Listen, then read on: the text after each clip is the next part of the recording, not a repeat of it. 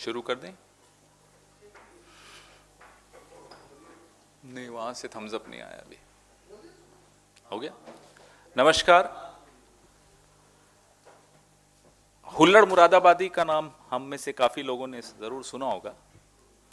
उन्होंने एक बात कही थी, भूख, महंगाई, गरीबी, इश्क मुझसे कर रही हैं, एक होती तो निभाता, तीनों मुझ पर मर रही।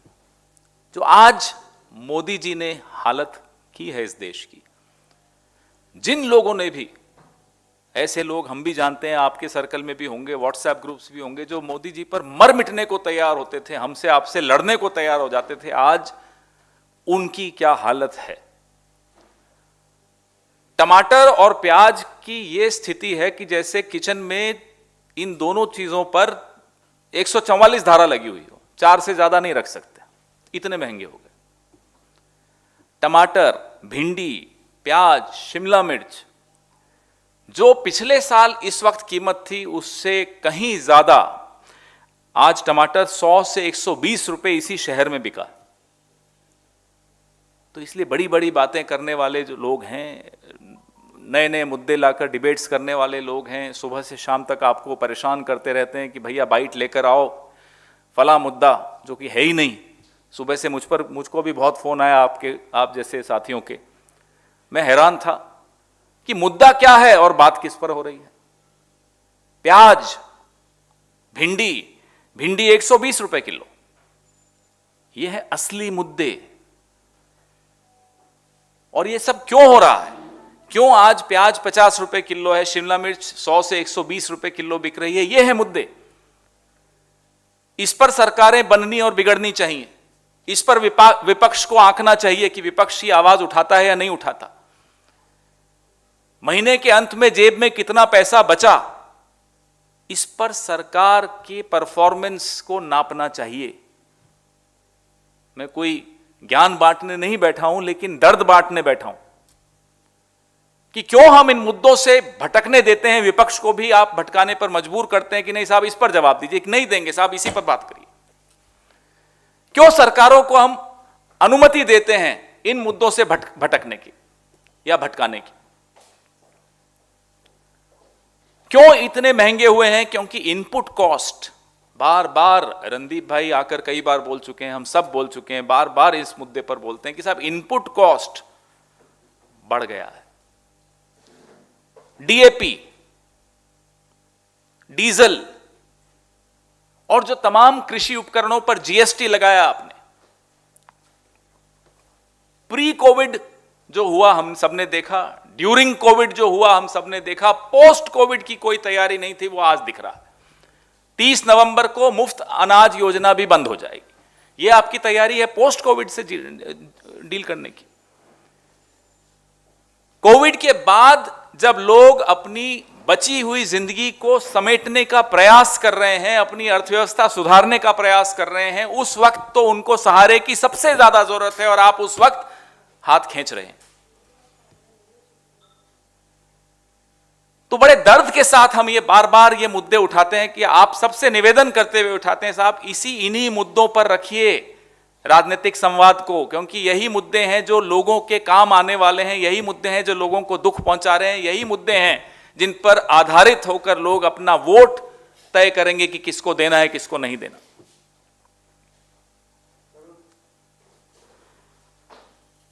वो तमाम लोग ठगा हुआ महसूस करते हैं जब सुबह दूध खरीदते हैं, सब्जी खरीदते हैं, फल खरीदते हैं, तेल खरीदते हैं, और तेल और टमाटर और प्याज, आलू में तो आपस में जैसे प्रतियोगिता चल रही हो कि मैं आगे जाऊंगा, नहीं मैं आगे जाऊंगा। वो तमाम लोग ठगा हुआ महसूस कर रहे हैं। आज सुबह से शाम तक हम और आप जब संघर्ष करते हैं और फिर खबर आती है कि रेडीमेड कपड़ों पर और चप्पल पर भी, ये वही चप्पल है जिसको पहनकर मोदी जी कहते थे हवाई जहाज में यात्रा की जाएगी, चप्पल पर भी जीएसटी 5% से बढ़ाकर 12% कर दिया जाता है। सुना है ज्वेलरी पर भी होने वाला है। आप बताइए कि अगर इस तरह से इन उत्पादों पर जीएसटी इतना बढ़ा दिया जाएगा तो चोरी बढ़ेगी या घटेगी? ब्लैक इकोनॉमी बढ़ेगी या घटेगी? मोदी जी के साथ समस्या यह है कि उनको अपनी गलती का एहसास 1 साल बाद होता है और फिर उस गलती को ढकने के लिए दूसरी गलती कर देते हैं। तो 7 साल का मोदी जी का जो कारवान है गलतियों का एक सिलसिला मात्र है, उससे आगे कुछ नहीं है। किसानों के बिल लाए, 1 साल बाद समझ में आया जाकर कि गलत था, अब फिर कोई गलती कर देंगे ताकि पिछली गलती को हम याद न रख सकें। लेकिन उस 7 सालों की जो गलतियों का खामियाजा है वो मुझे, आपको, हम सब मध्यम वर्ग के लोग हैं, मध्यम वर्ग के नीचे के लोग हैं, उन सबको भुगतना पड़ रहा। जिन लोगों को गरीबी रेखा से ऊपर सरदार मनमोहन सिंह जी ने उठाया था, वो तो वापस गरीबी रेखा के नीचे गिर ही गए और भी नई एक खेप तैयार हो गई गरीबी रेखा के नीचे की। यह है मोदी जी की गलतियों का सिलसिला और यह है उन गलतियों का खामियाजा जो हमें और आपको भुगतना पड़ रहा है। इसलिए इस प्रेस वार्ता का मुख्य उद्देश्य यही है कि हम अपनी तरफ से जो हमारा फर्ज है, जो हमारा धर्म है, वो निभाएंगे। इन मुद्दों पर आपका ध्यान, देश का ध्यान, समूचे विपक्ष का ध्यान लाएंगे और हो सकता है शायद सरकार का भी ध्यान जाए। असली समस्या पेट्रोल, डीजल, खाने का तेल, टमाटर, भिंडी, आलू, बड़े अनरोमांटिक बातें कर रहा हूं मैं। इसमें कोई ग्लैमर नहीं है राजनीति का, माफ कीजिएगा, वो है भी नहीं। पोएट्री नहीं है, प्रोज है, साहित्य है, बोरिंग लगता होगा, लेकिन हकीकत जिंदगी की यही है। इसलिए अगर आपको कोई उम्मीद हो कि इस मंच से कोई लुभावनी बातें होंगी तो माफ कीजिएगा, कांग्रेस लुभावनी बातों के लिए आपके पास है, मोदी जी वहां जाइए, लेकिन कांग्रेस कड़वी हकीकत आपके सामने रोज रखेगी, जैसे कि रखती आई है, आगे भी रखेगी। 2024 में नतीजे बदलेंगे, ये पूरी उम्मीद है हमें, क्योंकि आज लोगों को एहसास हो रहा है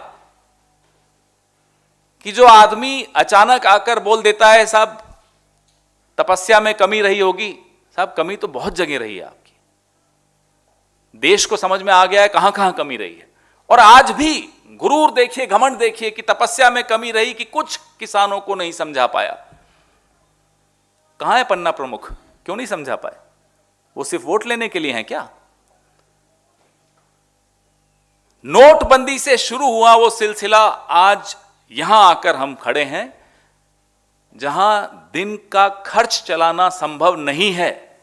छोटे शहरों में, बड़े शहरों में, गांव देहात में, सब जगह अगर आप हॉर्टिकल्चर प्रोड्यूस का आंकड़ा देखेंगे तो आपको समझ में आएगा कि उत्पादन कम हुआ है कुछ प्रोडक्ट्स का, कुछ कमोडिटीज का। वो क्यों कम हुआ है, इसकी तह तक हमें जाना होगा। कभी खबर आती है कि टमाटर फेंक दिए किसानों ने, उनको कीमत नहीं मिल रही, और यहां 100-120 रुपए में बिक रहा है। आज किसान मजबूर है कि उसके पास इनपुट कॉस्ट के लिए पैसे नहीं है, वो उगाना नहीं चाहता, यह स्थिति पैदा हो गई। यह किसका हित साधने के लिए मोदी जी ये काम कर रहे हैं? I have come before you not with poetry but with prose, not with any romantic, high-sounding words, but very, very brutal, cruel reality of everyday life of every single Indian, whether he or she is from the middle class, lower middle class, or lower class. It affects every single Indian. It appears as though there is a section 144 in the kitchen when it comes to tomatoes and onions. You cannot have more than 4. Why is it that we are paying 100 rupees for a kilogram of tomatoes, 120 rupees for capsicum, 50 rupees for onions? Why is it that the farmers find it difficult to produce these commodities because of the input cost, which is very high? We've been repeating here, GST on agricultural equipments, the price of DAP, the price of diesel. After all these commodities come from various parts of the country to the Azadpur Mandi here. They end up paying for diesel. They end up paying for a lot of input costs that we mentioned before. Why is it that the government keeps trying to distract our attention, the collective attention of this country through the media, through all of us, through social media, to issues which are non-issues? Since morning I've been getting calls of we have to take a bite. I thought they will take a bite on tomatoes and onions and potatoes, but no. The issues are something else for the government. But we would not allow the collective attention of the country to be hijacked by this government again and again, every day, by creating non-issues and hiding their failures. Mr. Modi has a problem, many problems, but one of them is that he realizes his mistakes 1 year later. Farmers' bill, the black laws, demonetization. He silently acknowledges his mistake because they don't celebrate the anniversary of demonetization anymore. They never celebrated it. 2017 was the last time they celebrated it, and then they withdrew. So the 7.5 years of Mr. Modi has been a long chain of mistakes, some acknowledged, some realized, some not acknowledged, not realized. Why should the country pay a price for this series of mistakes of Mr. Modi? And why should we allow, as the opposition, as a responsible opposition, we will not allow the attention of this country to be distracted. We will keep bringing the government back and the narrative back to where it belongs. It belongs to my everyday problems. We've brought these problems today. At the end of the month, how much do we save in our pockets is how we measure the performance of a government and also performance of ourselves as media persons, of opposition leaders. Have we been able to make the government realize its mistakes or not? As we struggle paying our EMIs, our monthly bills, whether it's milk, petrol, diesel, cooking oil, vegetables, we get to know that the GST on ready-made garments and slippers has been increased from 5% to 12%. Why? This government is getting away with this because you and I are allowing it to get away with it. We will not do it. And I hope even you won't let this government get away with it. I hope we'll all focus on these issues because these are the issues that affect every single Indian. And we owe it to this country, whether we win elections, whether we lose elections, whether we have TRP, whether we do not have TRP, whether we get a promotion in our media organization, whether we do not get a promotion in our media. After all, we also owe it to the country. Your questions, and please focus your questions on this.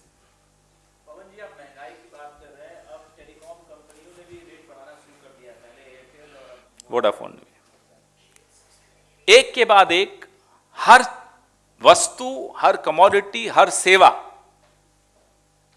की कीमतें बढ़ती जा रही हैं क्योंकि सरकार को एक भरोसा है कि लोगों का क्रोध,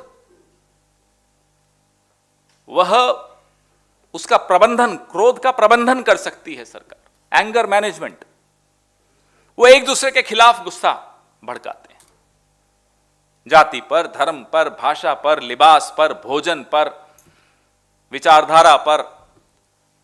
लेकिन भूख सबको लगती है, ये सेवाएं सब लेते हैं, पेट्रोल डीजल की आवश्यकता सबको होती है, यह समस्याएं सबके लिए हैं। It is our pain that unites us, it is our suffering that unites us. हम सब एक हैं इन समस्याओं से जूझते हुए, इस संघर्ष में हम सब एक हैं। यह सरकार को समझ में नहीं आता, उपचुनावों में थोड़ा समझ में आया है, आने वाले चुनावों में पूरा समझ में आ जाएगा।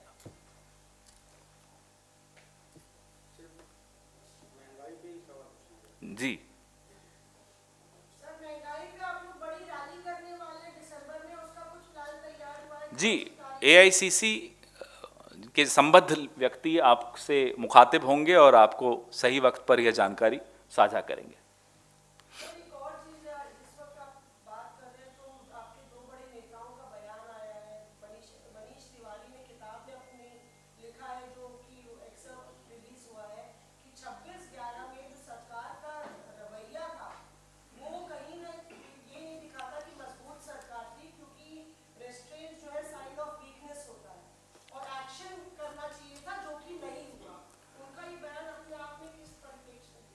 मैंने ना किताब रिलीज हुई है ना पढ़ी है, तो मैं उससे पहले उस पर टिप्पणी करना उचित नहीं समझता। पहले किताब आए, हम और आप पढ़ें, फिर देखेंगे इस पे चर्चा करनी है या नहीं करनी। महंगाई पे पहले आ जाए। क्या आपको लगता है कि अपनी किताब ज्यादा महंगी बेचने के लिए उन्होंने ऐसी बात की? यह सवाल तो है नहीं, टिप्पणी है। अब इससे मैं सहमत हूं या नहीं वो बाद में बात करेंगे। कंवर जी, एक सवाल ये भी है कि बीजेपी ने प्रेस पूरी प्रेस कॉन्फ्रेंस कर दी है, उन्होंने कांग्रेस के एक शीर्ष नेतृत्व के लीडरशिप पर भी इस मसले को लेकर अटैक कर रहे हैं कि कांग्रेस के इलेक्शन में चुप है। जैसा कि मैंने कहा, हम अपने मुद्दों पर अडिग हैं। भारतीय जनता पार्टी चाहती है कि हम इन मुद्दों से अलग हटकर बात करें। हम उस ट्रैप में नहीं आने वाले।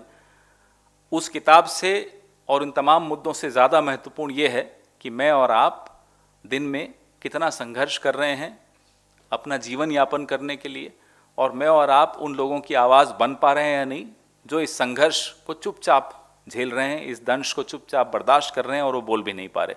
हमारा और आपका धर्म, मैं आपको आपका धर्म याद दिलाऊं ये मेरे को शोभा नहीं देता। मेरा धर्म यह है कि मैं उन लोगों की आवाज़ बनूं। हम इस मंच पे जितने लोग बैठे हैं या जब भी आकर बैठते हैं, हमारा सिर्फ और सिर्फ एक धर्म है, उन लोगों की आवाज़ बनना। दिल्ली के मुख्यमंत्री गए हुए पंजाब दौरे पर, अमृतसर में उन्होंने कहा कि मैं कांग्रेस का कचरा लेना नहीं चाहता, नहीं तो 25 एमएलए और 2-3 एमपी तो कभी नहीं आने के लिए तैयार। उनकी भाषा न दिल्ली को पसंद आ रही है, अब पंजाब को बिल्कुल पसंद नहीं आएगी। अपने कुछ विधायकों को वो कचरा कह रहे हैं जो दिल्ली में हैं अभी। अपने कुछ कॉरपोरेटर्स को कचरा कह रहे हैं, वो जाने, उनके कॉरपोरेटर्स जाने वो कैसे बर्दाश्त करते हैं इस तरह की भाषा अपने नेता की। मैं इस तरह की भाषा पर कोई टिप्पणी नहीं करूंगा। दिल्ली की जनता जानती है कि वो क्या झेल रही है और किसको झेल रही है। उसके लिए मैं कोई उपाधि नहीं दूंगा, दिल्ली की जनता खुद उपाधि दे देगी।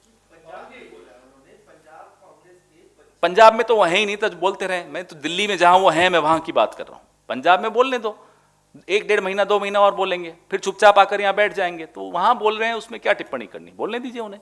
वहां बोलते हैं 1000 रुपए देंगे, यहां दे रहे हैं। यहां भी तो बेरोजगारों को भत्ता देने की बात की थी, दिया। वहां कहते हैं टीचरों की समस्या हल कर देंगे एक झटके में। यहां दिल्ली के जो संबंधित कॉलेज हैं उनके शिक्षकों को कितने महीने की तनख्वाह नहीं मिली है, बताएं ना जरा। वो तो हम चुप हैं, अभी बोलना शुरू करेंगे पंजाब में तो इनको होश ठिकाने आ जाएंगे, आना बंद कर देंगे पंजाब। लेकिन पवन जी, खाली केजरीवाल नहीं, ममता बनर्जी भी आपको डेंट कर रही हैं। कहीं ना कहीं तमाम पार्टी के नेताओं को शामिल पहले ही कराया जा चुका है। अभी भी आज कीर्ति आजाद और कहा जा रहा है कि अशोक तंवर, जिसको जाना है, जिसको संघर्ष करने का जज्बा नहीं है, सत्ता ही चाहिए, वो जाए। यहां जो बैठे हैं वो संघर्ष करने के लिए तैयार हैं, तत्पर हैं, कर रहे हैं, करेंगे। अब कोई भी पार्टी हो, वो भारतीय जनता पार्टी के खिलाफ जाकर गोवा में बोलें तो समझ में आता है, क्योंकि सत्ता वहां, सरकार वहां भारतीय जनता पार्टी की है। वहां भी कांग्रेस के खिलाफ बोल रहे हैं तो आपको खुद समझ लेना चाहिए वो क्या है और उनकी नीयत क्या है।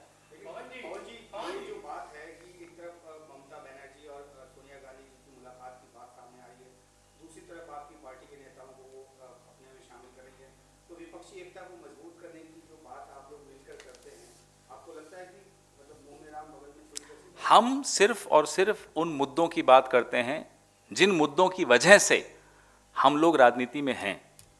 जिनको उन मुद्दों से वास्ता है वो साथ अपनी आवाज जोड़ेंगे, जिन्हें नहीं है वो अपनी अलग सुर में गाएंगे। इसमें हमेशा चलता आया है, कोई आज पहली बार तो हो नहीं रहा।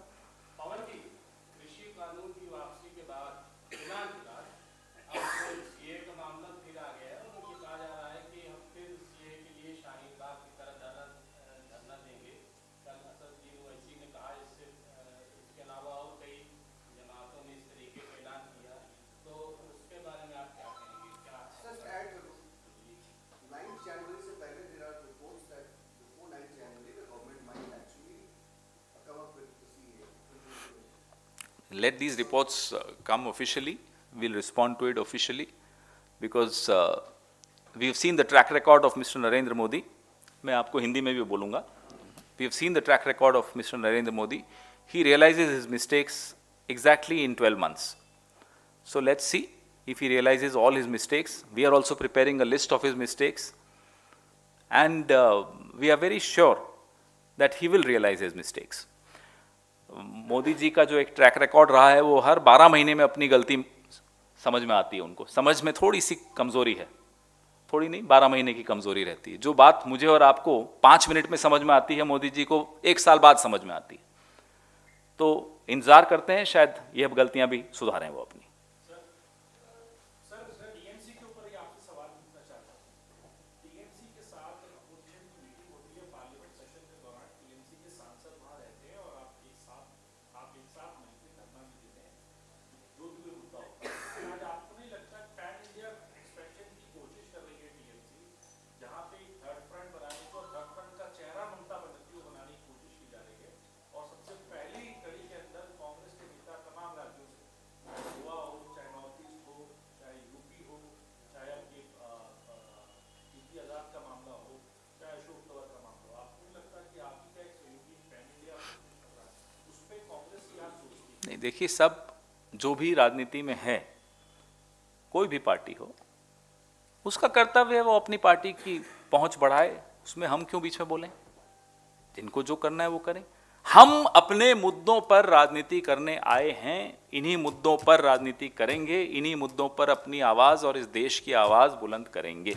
हमारा बहुत सिंपल एक पॉइंट का एजेंडा है कि जनता को जो मोदी जी की गलतियों से परेशानी हो रही है, उस परेशानी को आवाज देने का धर्म विपक्ष का होता है।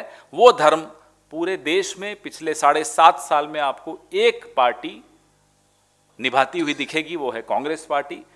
एक नेता आवाज उठाता हुआ सुनाई देगा, वो है राहुल गांधी। आप जानते हैं पूरे देश में कौन सक्षम है यह आवाज उठाने में, और आपको दिख रहा है। पवन जी, अकाली दल में बीजेपी के साथ शायद इत्तेहाद कर ले पंजाब में, जिस तरीके की बातें हो रही, तो ऐसे में ये भी आ रहा है कि फिर मायावती अपना जो साथ है अकाली दल का वो छोड़ देंगी, तो क्या कांग्रेस पंजाब में बीएसपी के साथ तालमेल या कांग्रेस पार्टी पंजाब में एक नए खून की, उसमें एक नसों में नया खून दिख रहा है, जोश है वहां के वर्कर में, वोटर में एक उत्साह है। कांग्रेस पार्टी पिछली बार से ज्यादा सीटें लेकर पंजाब में सरकार बनाने जा रही है। जी, आप कुछ पूछ रही थी। सर, वो दूसरा सवाल था मणिशंकर अय्यर पे, क्योंकि आप कह रहे थे कि हम चाहते हैं कि ये मुद्दे हम लोगे, तो क्या हमने मणिशंकर अय्यर भी शामिल है? उन्होंने बोला रक्षा का जो बजट है वो कम कर देना चाहिए, और इतना खर्चा कर रहे हैं हम लोग, चाइना और पाकिस्तान दो हेडलाइंस हैं, हम लोग अमेरिका की गोद में जाके बैठ रहे हैं। तो देखिए, क्या कांग्रेस कोई नेता अपनी निजी टिप्पणी करे, उस पर पार्टी अपना वक्तव्य दे, सफाई दे, मैं इसके पक्ष में कभी नहीं रहता। हर नेता का अपना एक सोच होती है और उसका अधिकार है, वो जो बोलना चाहे, सोचना चाहे, बोलें। कोई अपराध नहीं है। उन्होंने पार्टी लाइन बड़ी स्पष्ट है। सीमा सुरक्षा एक बहुत महत्वपूर्ण मुद्दा है। आज चारों तरफ चीन का खतरा, पहले तो हम कहते थे मंडरा रहा है, अब तो भीतर आ रहा है, भीतर आके गांव बना रहा है, गांवों में घर बना रहा है, और घर भी ऐसे जो कैंटोनमेंट का भी काम करते हो। सिक्किम हो, अरुणाचल हो, उत्तराखंड हो, लद्दाख हो, चारों तरफ हमें दिख रहा है चीन का खतरा। उधर पाकिस्तान की नीयत हमसे किसी से छिपी नहीं हुई है। तो यह सब मुद्दे हैं। राष्ट्रीय सुरक्षा एक बहुत महत्वपूर्ण मुद्दा है, उस पर कहीं कोई, जी हां, विदेश नीति में बहुत बड़ी कमजोरियां रही हैं। कमजोरियां क्या, बहुत, जिसको अंग्रेजी में डिजास्टर कहते हैं, वो हुआ है। हमारे जो पुराने मित्र थे, आज वो हमारे मित्र नहीं रहे हैं, ये छोटी बात नहीं है। अफगानिस्तान में भारत की कोई भूमिका ही नहीं है, ये कोई छोटी बात नहीं है। छोटे छोटे जो हमारे पड़ोसी देश हैं, महत्वपूर्ण मित्र थे हमारे, उन सब में जो चीन का प्रभाव बढ़ रहा है, वो कोई छोटी बात नहीं है। तो ये तमाम मुद्दे भी असली मुद्दे हैं जो देश के हर नागरिक को चिंतित रखते हैं। पवन जी, इससे पहले भी मणिशंकर अय्यर के खिलाफ कार्रवाई पार्टी में हो चुकी है, अलग अलग बयान देने की वजह से। कई और नेता जो है पार्टी के खिलाफ बयान देते हैं, ऐसा लगता है पार्टी को कहीं ना कहीं डैमेज कर रहे हैं। क्या इन नेताओं के खिलाफ पार्टी को कार्रवाई करनी चाहिए या कि ऐसे ही छोड़ देना ये पार्टी के खिलाफ तो इसमें कोई बयान मुझे नहीं नजर आया। मुझे नहीं समझ में आया कि ये प्रश्न क्यों पूछा जा रहा है। वो उनकी एक सोच है कि रक्षा बजट कम होना चाहिए, ज्यादा होना चाहिए, किससे दोस्ती होनी चाहिए, किससे नहीं होनी चाहिए। इसमें पार्टी के खिलाफ क्या बात हुई? किताब आने दीजिए बाहर, देख तो लें। किताब पढ़े बगैर आप चाहते हैं कि हम पूरी उस पर पोस्टमार्टम कर दें उस किताब का, वो संभव नहीं होता। ये भी जानकारी आ रही है कि शासन समिति की बैठक शुरू हो गई। मुझे जानकारी नहीं।